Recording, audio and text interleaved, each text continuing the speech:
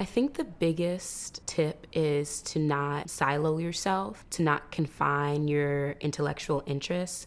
I think that there are so many forces in this world that pressure us to know what we want to do when we're 16 years old, be that our parents or be that this really fallacy that to make money, we have to, be an accountant, we have to be a doctor, we have to be a lawyer, when really evidence shows that people my age, when we enter the workforce, we're going to have multiple careers and we're going to be going into multiple fields.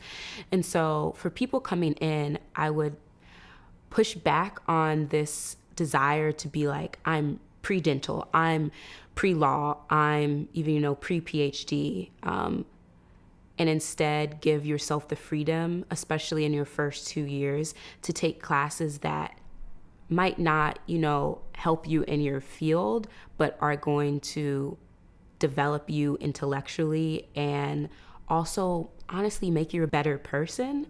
Like, you don't need to be majoring in African American studies to take a African American women's history class. That information that you learn in those details will help you be a better doctor. And that's why we go to a school like WashU, where we get an education that is robust.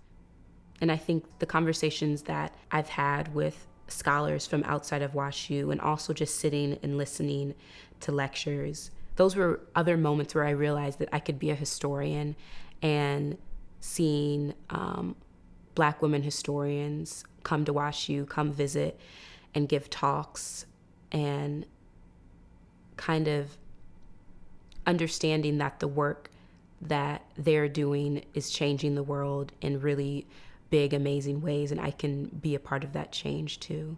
Finding opportunities to get into the community and give back, because WashU and St. Louis give so much to us.